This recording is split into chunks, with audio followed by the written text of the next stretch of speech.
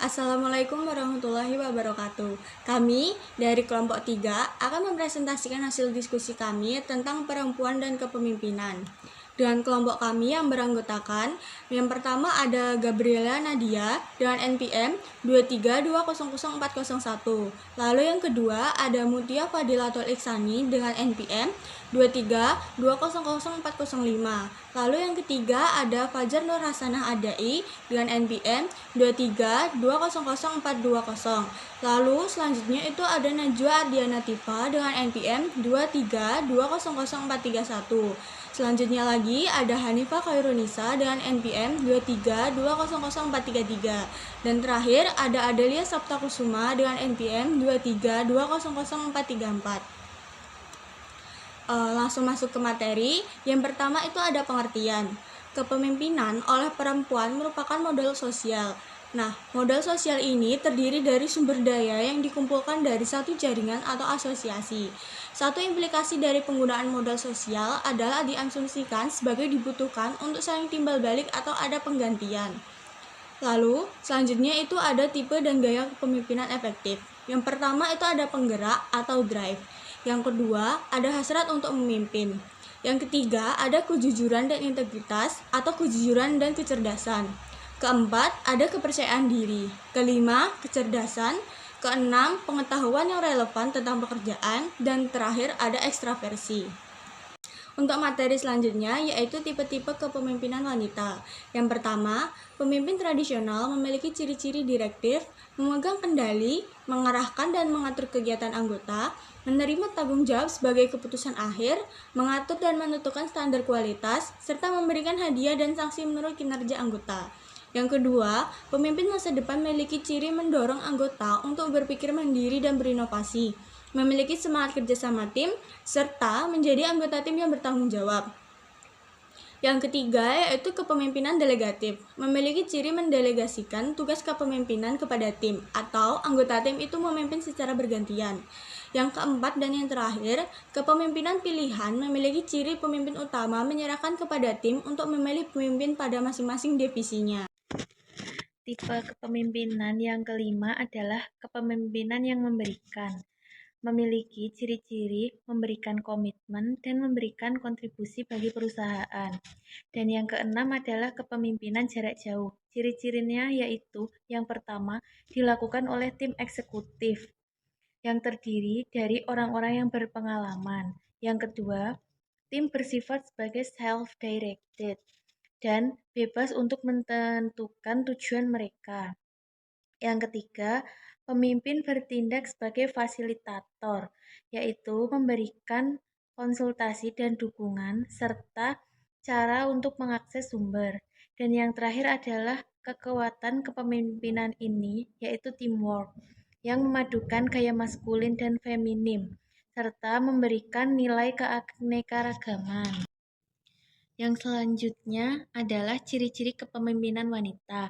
Yang pertama, menggunakan konsensus dalam pengambilan keputusan. Yang kedua, menunjukkan kekuatan relasional. Yang ketiga, mendahulukan pendekatan yang produktif terhadap konflik yang muncul. Yang keempat adalah membangun suasana kerja yang mendukung. Materi selanjutnya yaitu kekuatan dari kepemimpinan wanita. Yang pertama adalah kehangatan, yang kedua saling pengertian, yang ketiga saling menguatkan, keempat saling mendukung, kelima mengajak untuk tumbuh bersama, yang keenam mendengarkan, yang ketujuh empati, dan yang kedelapan adalah saling percaya. Yang selanjutnya adalah kesetaraan bagi kaum wanita dalam pekerjaan. Perbedaan yang dirasakan kurang adil bagi banyaknya wanita yang memilih untuk berkarir sebagai pekerja dan profesional. Hal itu terlihat dari beberapa kondisi. Yang pertama, kurang terwakili perempuan di tingkat eksekutif. Yang kedua, gaji wanita bekerja yang tidak setara dengan pria. Materi selanjutnya yaitu hambatan-hambatan wanita dalam mencapai kemajuan. Yang pertama adalah stereotype. Semua wanita suka bergosip. Yang kedua, kurangnya dukungan dari tempat kerja, budaya, dan keluarga. Selanjutnya, memecahkan hambatan wanita dalam mencapai kemajuan. Yang pertama, mengurangi stereotyping yang bersifat negatif. Yang kedua, membangun hubungan yang sederajat antara pria dan perempuan di manajemen. Kemudian, kesiapan pria untuk bekerja sebagai partner yang setara dengan perempuan. Yang keempat, komitmen organisasi untuk mempromosikan karyawan tanpa membedakan gender. Selanjutnya, studi kasus Susi Pujiastuti sebagai pemimpin dalam Kementerian Kelautan dan Perikanan. Selanjutnya, isu gender dalam kepemimpinan. Yang pertama, hambatan perekrutan dan promosi wanita. Yang kedua, peran terbatas, wanita sering direkrut untuk peran spesifik gender. Yang ketiga, masyarakat belum sepenuhnya menerima wanita di jabatan tertinggi. Wanita sering terbungkam oleh budaya patriarki. Yang keempat, potensi wanita menunjukkan bahwa kelompok strategis dalam pelestarian lingkungan karena kedekatannya dengan alam. Selanjutnya ada gaya kepemimpinan wanita versus pria. Menurut Robbins dan Colter 2010. Yang pertama ada gaya umum, wanita cenderung demokratis sedangkan pria cenderung langsung. Yang kedua ada pengaruh, wanita mendorong partisipasi, berbagai informasi, meningkatkan harga diri, mengandalkan karisma, keahlian, dan keterampilan interpersonal. Sedangkan pria hanya mengandalkan otoritas, posisi resmi. Yang ketiga ada tipe, wanita cenderung kepemimpinan transformasional atau memotivasi untuk tujuan organisasi, sedangkan pria cenderung kepemimpinan transaksional atau memberikan penghargaan atau hukuman. Selanjutnya ada profil dan gaya kepemimpinan Menteri Susi Pujiastuti. Menteri Susi Pujiastuti memiliki 6 sifat kepemimpinan yang efektif. Yang pertama, penggerak, kerja keras dan frontal dalam kebijakan, misalnya saat pengeboman kapal. Yang kedua, ada hasrat untuk memimpin, yaitu fokus pada kesejahteraan nelayan dan kemajuan rakyat, bukan jabatan atau materi. Yang ketiga, ada kepercayaan diri, yaitu tidak ragu-ragu dalam mengambil keputusan. Yang keempat, ada kecerdasan. Latar belakang pendidikan yang hanya SMP, tetapi Menteri Susi Pujiastuti tetap memiliki kemampuan analisis dan peka terhadap masalah maritim. Yang kelima, ada pengetahuan yang relevan, pengalaman bertahun-tahun di dunia kelautan dan perikanan. Yang terakhir ada ekstraversi, yaitu tegas, energik, semangat, dan argumentatif dalam berkomunikasi. Selanjutnya ada gaya kepemimpinan pada masa Menteri Susi Pujiastuti. Yang pertama ada telling, yaitu pekerjaan tinggi tetapi relasi rendah. Contohnya, menyampaikan kebijakan dan job desk bawahan dengan tegas. Yang kedua ada selling, atau pekerjaan tinggi tetapi dengan relasi tinggi. Contohnya, memberikan apresiasi dan dukungan. Yang ketiga ada participation, atau pekerjaan rendah tetapi relasi tinggi. Contohnya, ikut memantau atau memberi komando saat penenggelaman kapal. Yang terakhir ada delegating, atau pekerjaan rendah relasi rendah. Contohnya, mendelegasikan program kerja kepada Dinas Kelautan di seluruh Indonesia. Selanjutnya ada prestasi dan dampak kebijakan. Yang pertama, kebijakan utama ada penindakan illegal fishing. Dampaknya menekankan kerugian negara hingga 260 triliun per tahun. Yang kedua, kebijakan utama moratorium perizinan usaha perikanan tangkap. Dampaknya pertumbuhan perikanan naik signifikan hingga 8,96% per kuartal. Yang ketiga, kebijakan utamanya ada larangan penangkapan lobster, kepiting, rajungan. Lalu dampaknya ada stok ikan di WPP melonjak, penghasilan nelayan lokal meningkat 2-3 kali lipat. Yang keempat, kebijakan utama larangan penggunaan alat penangkapan ikan, pukat hala, dan pukat tarik. Dampaknya mengembalikan ekosistem perikanan dan memperbaiki lingkungan yang rusak.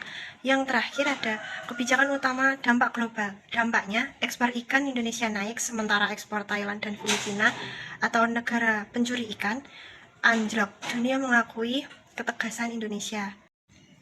Selanjutnya ada prinsip dan komunikasi kepemimpinan Susi.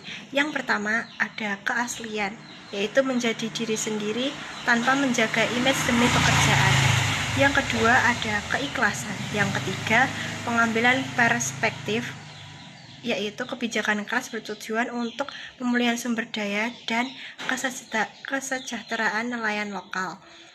Lalu yang keempat, teamwork, yaitu mendirikan Satgas Illegal Fishing atau seperti gabungan TNI, Polri, dan KKP. Yang kelima, fokus dan disiplin, memiliki visi misi kuat dalam memajukan kemaritiman. Yang terakhir, keseimbangan, dapat menggeser jam kerja PNS agar punya waktu luang dengan keluarga.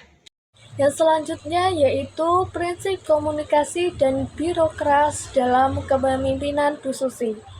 Terlihat dari gaya komunikasi yang cepat, ceplas-ceplos, tegas, terbuka, dan benar-benar menguasai masalah.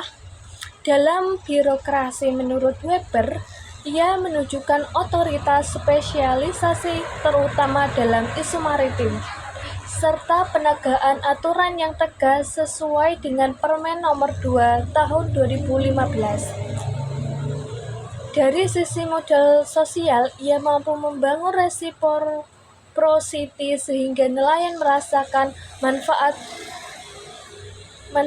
kebijakan, menumbuhkan tingkat kepercayaan diri yang tinggi, serta memperkuat norma sosial dalam ketegasan terhadap illegal fishing. Namun, dalam praktiknya sering muncul isu komunikasi seperti konflik persepsi dengan nelayan lokal akibat komunikasi yang kurang intensif dan pendekatan cenderung nelayan dipandang tidak personal, sehingga perlu diarahkan menjadi pendekatan yang lebih menghargai nelayan sebagai individu dan mendengarkan aspirasi mereka. Yang selanjutnya yaitu kaitan antara materi perempuan dan kepemimpinan dengan Bu Susi Pujiastuti sangat kuat karena ia merupakan studi kasus ikonik yang membuktikan efektivitas kepemimpinan perempuan di sektor publik yang menantang. Sebagai Menteri KKP, Bu Susi mematahkan stereotip gender dengan menerapkan gaya kepemimpinan yang tegas, berani, non-kompromi melalui kebijakan tenggelamkan.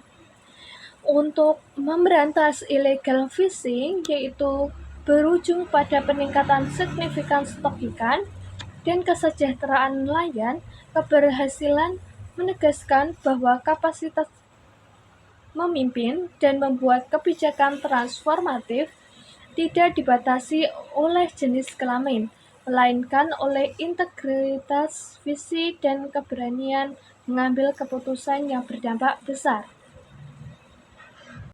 Sekian presentasi dari kelompok kami, kurang lebihnya mohon maaf. Thank you for watching.